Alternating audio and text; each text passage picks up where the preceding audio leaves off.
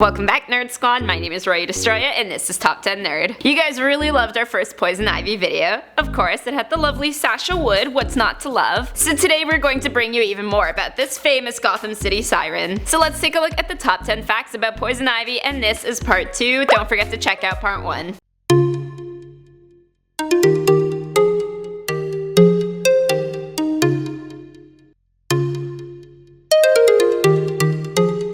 In the number 10 spot, we have Lily and Rose. Pamela Eiley is the Poison Ivy that we all know now, but she wasn't the first Poison Ivy. Before her retcon post-crisis, Poison Ivy started out as Lily and Rose, a gifted botanist who fell in love with a man named Mark Legrand. In return, Mark persuaded Lillian to steal some ancient herbs for him, but then decided he didn't trust her enough with the scheme and poisoned her with the very herbs that she had stolen. Somewhat similar to her new origin story, but she wasn't nearly as popular or interesting as the character we have today. Coming in at number 9, she once became a big bug. This happened in the Batman and Teenage Mutant Ninja Turtle crossover story, something you gotta pick up if you like to have a little fun. Poison Ivy is one of the Arkham inmates exposed to a substance that mutates them into grotesque creatures. And sure enough, our lovely Poison Ivy is transformed into a giant praying mantis-like creature who corners Batman. That is gonna need a lot of insecticide. Next at number 8, we got the Flower Girl. Not even Poison Ivy is immune to her own abilities. In a story in Batman Adventures Volume 2 called The Flower Girl, she is dying from her abilities running rampant in her body, and she begs Dr. Holland, who we know as the Swamp Thing, to cure her. There's nothing he can do, and she withers into a pile of dead plants. Interestingly enough, Swamp Thing has previously challenged her on how she could love plants, yet use them for her slavery. Guess nature finally agreed with him. Of course, turns out this was just one of 2 Poison Ivies in the story, but that's something for another day. In the number 7 spot, she's fought Nazis. If you're tired of Ivy fighting people over plants, then you'll want to pick up some DC Bombshells, where the villainess takes on villains worse than herself. In this story arc, she was forced to work for Nazis when they took over her hometown, but having enough of them, she concocted a perfume that would cause the Nazis to pass out so she could kill them. The side effect was that the perfume turned her skin green, but it's a small price to pay for justice. Coming in at number 6, we have her singing career. Gotta love Elseworlds comics. In the 80-page giant, there's a story called Rockumentary, where Poison Ivy and Harley Quinn are members of a folk duo. And even better, they are signed to big-time pop producer Lex Luthor's music label. Funnily enough, there is an existing rockabilly singer named Poison Ivy, who drew the inspiration for her stage name partly because of the DC character. When you see her hair, you'll see how fitting the name really is. Next up at number 5 is the reason she commits crime in the first place. Most villains in the comic book world commit the crimes that they do for certain common reasons, such as taking over the world, or recreating the perfect world, or world domination, or destroying the world. But why did Poison Ivy ever begin a life of crime? Well, simply stated herself, the reason she does is to acquire enough money to live out a happy life with her plants. She's not a crazy cat lady, she's a crazy catalpa lady. Up next at number 4, she can hear through plants. Poison Ivy's got a pretty interesting set of abilities, all plant and poison related. One thing we don't hear about as much though is her hearing. She can talk to plants and control them, and she can hear them speak, but she can also hear through them. So she can use any plant as an extension of her hearing and eavesdrop on basically anyone she likes as long as they are around a plant. So you might want to get those succulents out of the bedroom. In the number 3 spot, she was once involved in a big marijuana plot. There was a point in Ivy's life when she struck a deal with her former professor Jason Woodrue, otherwise known as Floronic Man. In exchange for a huge payout, she gave him some of her DNA so he could combine it with his to make a child. And that child would then control a whole empire of marijuana that flooded the streets of Gotham. So the kid would basically be in charge of the economy. Well, in the end, Ivy didn't really want her DNA being used to run a drug empire, so she let Batman take care of that one. Coming in at number 2, she was in a web musical. Ivy was a character in Holy Musical Batman, which was a 2012 parody musical based on the story of Bruce Wayne, who realizes fighting crime isn't all there is to life and sets out to make a super friend. Ivy was a member of the Council of Rogues that were growing tired of Batman constantly foiling their plans. The production played in Chicago's Hoover Leppin Theater, and you can watch the whole thing on YouTube. So enjoy the rest of your day. Just do me a favor and finish this video first. And finally, in the number 1 spot, we've got her fertilizer. I'm not gonna talk about poop here. Most people just go to the nearest garden center and pick up a bag of mulch, but Poison Ivy's got another way to keep her plants fed and happy, with human bodies. For example, there was one point where Clayface enslaved Ivy and the orphan she was protecting. She finally is able to free herself and the kids with the help of Batman and kills Clayface with a signature kiss. And then she sinks the body into the ground as fertilizer for her plants. So now if your tomato plants aren't growing the way they should, you know what to do. Just bury your little brother in the backyard. Totally kidding, by the way. Little sisters provide way more nutrients ingredients. So those were the top 10 facts about poison ivy, and this was part 2. Let me know in the comment section down below who you want facts on next. My name is Rory Destroyer, thanks for watching, and don't forget to subscribe so you never miss another nerdy list.